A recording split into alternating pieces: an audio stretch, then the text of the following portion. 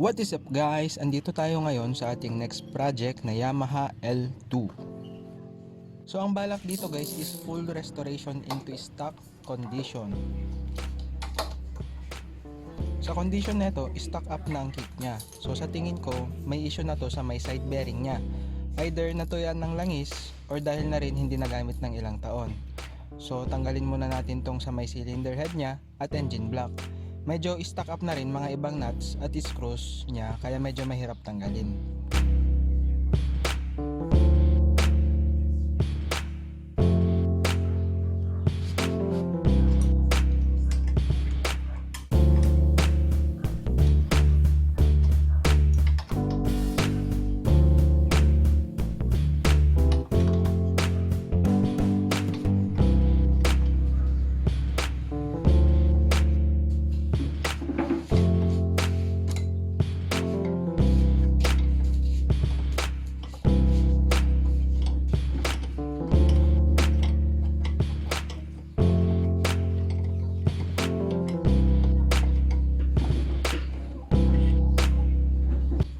Yung ibang nuts niya ay napalitan na at bumilog na rin gaya nito.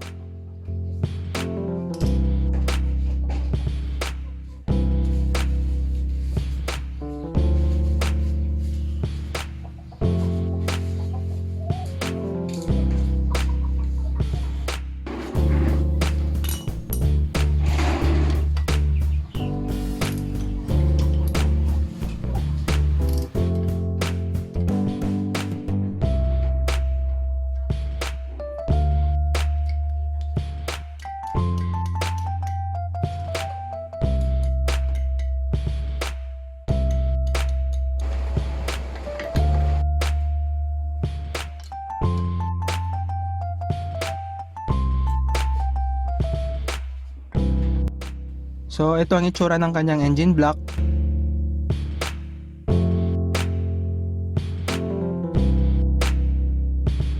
At cylinder head dito sa bandang loob.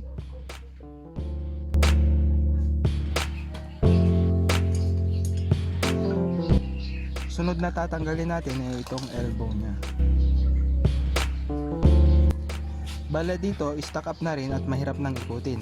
Kaya lalagyan natin ng langis o pwede rin ibang lubricants.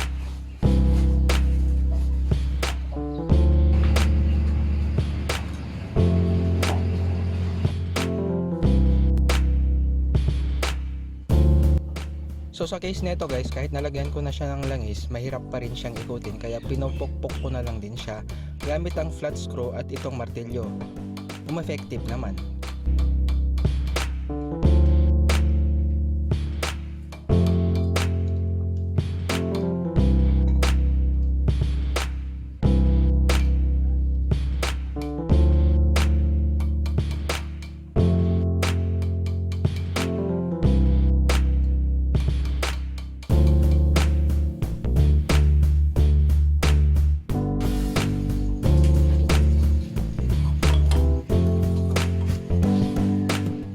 Ngayong natanggal na dito sa may bandang elbow, tanggalin na natin tong engine block para makita kung meron pa siyang issue.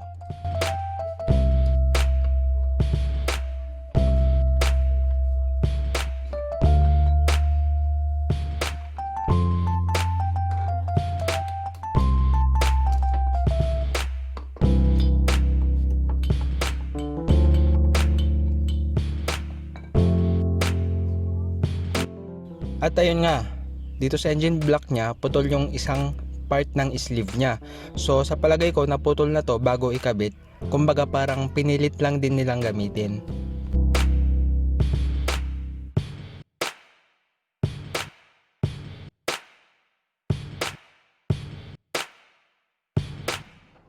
Sunod ko na rin tinanggal tong buong tambutso na.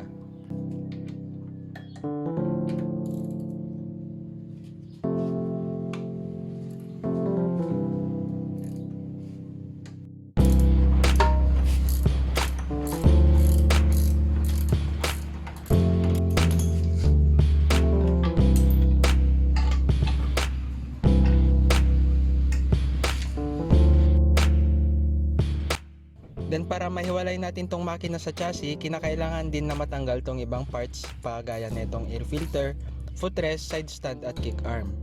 Tapos itong mga other parts pa na nakakabit sa engine din like clutch cable, itong carb, fuel pump, wirings, sprocket, kadena at iba pa.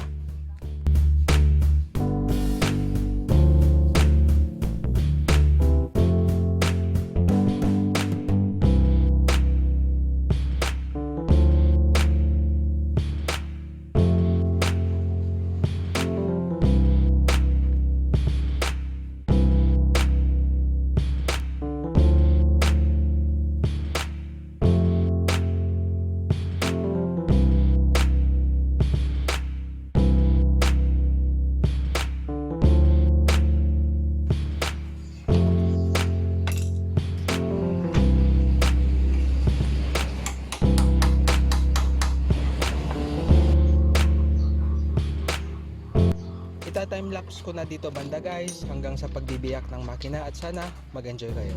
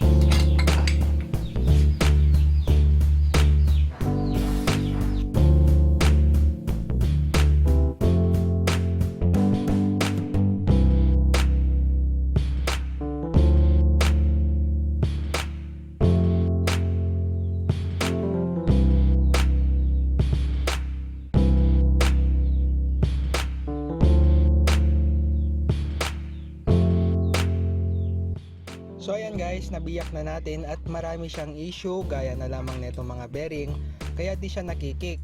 So madami pang papalitan dito guys, and lilinisin na rin natin doon sa next vid. So hanggang dito na lamang muna guys, kita-kits sa susunod pang video.